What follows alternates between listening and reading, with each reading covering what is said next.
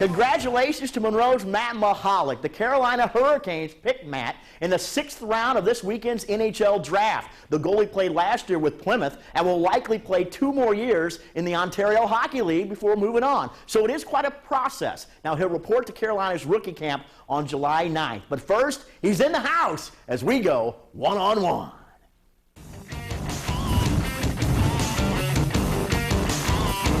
Matt, it's been a busy week. Obviously NHL. It's always been your dream to play in the NHL. What's it like knowing that you're close to doing that? I know it's a long ways. I know there's a lot of steps, and there's still a lot of hockey left before you make it. But what's it like knowing that? It's unbelievable. Just this is only one step, in a long process. But it's the first step's always the biggest, I guess. And being drafted and everything is. It's the first step to achieving the dream of playing in the NHL, and just the fact that I'm so close now, it makes me want to work that much harder just to keep the dream alive. Talk to me about how you got into hockey. I got into hockey. My brother and I, when the rink opened in Monroe, it was just kind of an ad in the paper, and my mom was like, "Hey, you guys want to try this?" I said, "Yeah." We were big Red Wing fans and everything. We would go to Red Wing games, so. It just seemed like a good idea, and my aunt bought me my first pair of skates, and just got on the ice and loved it, and just kind of been playing ever since. Did they put you in goal right away? Because I put the little guy in goal, and the little brother could be in goal. I mean, how did that work out? Kind of. It was just with the teams in Monroe, there weren't a lot of players. We had ages 4 or 5 year difference in age groups for kids all on the same team. And there weren't a lot of goalies to be spread around, so when it was my turn, to put on the pads, I guess my brother just kind of, urged me to stay in net so he wouldn't have to, and no one else really wanted to, and I was pretty good, and we won when I was in net, so we just tried to keep that going, and it just stuck. Do you like it? I mean, what's it like getting slap shots hit at you, 90 miles an hour plus? Yeah, well, it's definitely a very unique position. It's it's almost like being you compare it to being a pitcher in baseball or anything along those lines. Goaltenders can really dominate a game, or they can lose you a game. Your team can play great, and if you let in some bad goals, you can blow it. Yeah, we saw Luongo in the Stanley Cup. Right, Luongo, the game 1, he has a shutout and wins the game for his team, but in other games he lets in bad goals, and and it doesn't end up the way your team wants it to. So it's one of those positions where it's always interesting. You need someone strong back there. If your team wants to have success. You're 18 years old. You bounced around playing in different hockey leagues. You're coming off a good season at Plymouth. What was that like? It was definitely a roller coaster ride in Plymouth this year. It was the 2nd round draft pick there, a couple years ago, and came into the season with a lot of confidence and thinking I was going to do very well. And the first couple games of the year kind of got shelled. And was it a wake-up call? Yeah, a little bit of a wake-up call early on in the year, and I realized I haven't made it anywhere yet. I need to keep working, and I just kept at it and kept my work ethic high in the first half of the season, and just kept improving. Tried to improve every day and learn all I could, and in the second half of the year it really paid off, and and I'm trying to keep that going so I can keep improving, and next year be even better. Who are some of your idols growing up, hockey-wise? I was always just a big Red Wings fan, so any goalie that played for them. Ozzie was always huge. Right now, Jimmy Howard, and I've always been a fan of actually Roberto Luongo. So I think we have very similar styles. Is it harder because you are bigger? You're a taller guy. Is it harder to play goal? No, it's definitely a positive.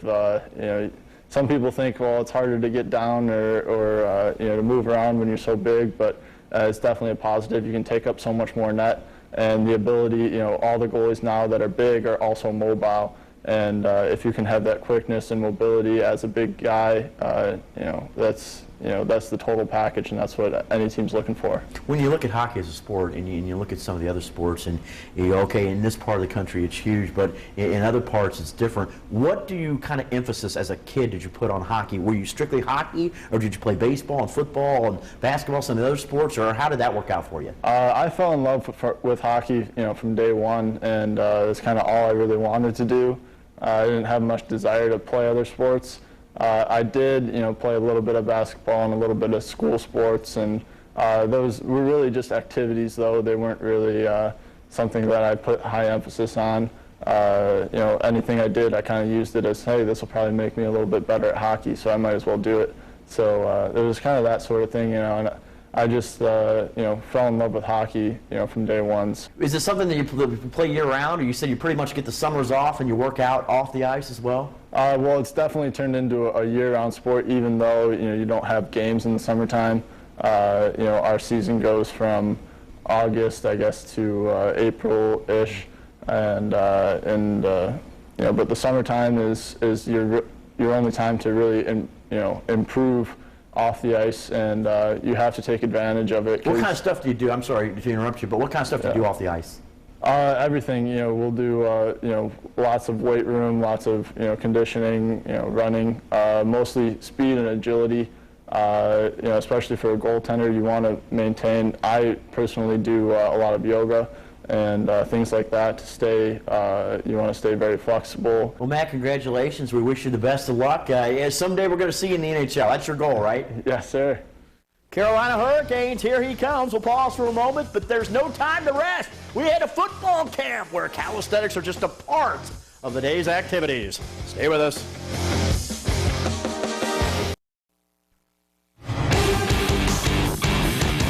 And we're back. This past week, Dr. Carnel Smith hosted its ninth annual football camp. How about that? It's a great camp. It goes on every year, 9 years to be exact. But as I found out, the kids learn a lot more than just the fundamentals of the game. It's this week's Fox Challenge.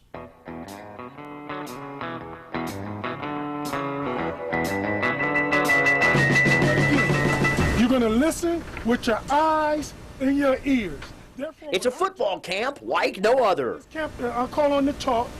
We want the young men to understand that it's not just about football. It's about being in the classroom also. So we want to teach things like good attitude, leadership, accountability. So Dr. Carnel Smith is doing just that. A nice round of applause for Coach Mike Blakowski. I feel obligated to not just teach football from an offense and defensive perspective fundamentally, but also to give them the life skills, the necessary life skill, or to build on what their parents are already teaching them. And it seems to be working. More than 150 kids participated in this week's festivities. It's a workout of the mind. We're focusing on leadership. We're focusing on leadership today. And body. You learn how to play football, you learn how to get the right attitude in class and out of class. Always tell the truth and tell the coaches to not lie and tell the truth to them and turn in your homework at all time. Joe, do you think you can join our youth football camp? Take the Fox Challenge. This sounds like fun. Why, there's a lesson here even for the older folks. Hey guys, wait up! Wait up! Come on, because y'all gonna be the ones. 3, 4, 5, 6, 7, 8, 9. And I feel good knowing that we've done something to touch and assist in enriching a young man's life. You certainly have. What's up, young man? Let's go. Come on, let's go. Time to take a time out, but summer camp isn't over. We head indoors for some high-fly fun. Check this out, I'm gonna jump over plot. That's a green screen. We'll be right back.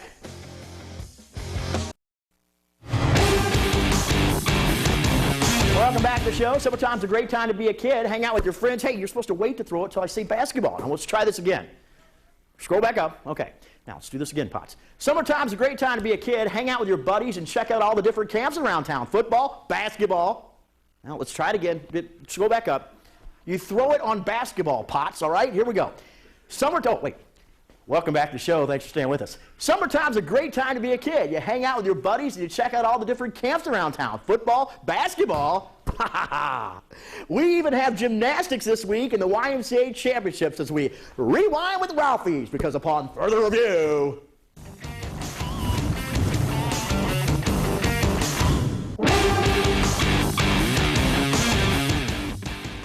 The We start with a trip to Rockets football camp where kids are learning the fundamentals and more from Rocket coaches. And as an added bonus, they get to work out at the Glass Bowl. First time we came out here, you should have seen the look in those guys' eyes. They were fired up to come out here. And it's a neat deal, especially for this community where these kids grow up, Toledo Rocket fans, and they get to come out here, work with our coaches, and get a chance to play right now, right in the Glass Bowl. And on Wednesday, it's day 3 of Hoops Camp at the University of Toledo, and check out the Hops. I'll tell you, first of all, the kids that we have in camp this week have probably been the best group we've had, over the last few years. Just really fun kids. They're fun to be around, and it's great for us to be able to teach them and give them some fundamentals of the game. And on Thursday, some of the top gymnasts in the country are in Toledo for the YMCA Nationals. The meet consists of the uneven bars, the beam, and of course the floor exercise as well. That's my favorite. It's a combination of tumbling, style, music, and grace, all wrapped into one.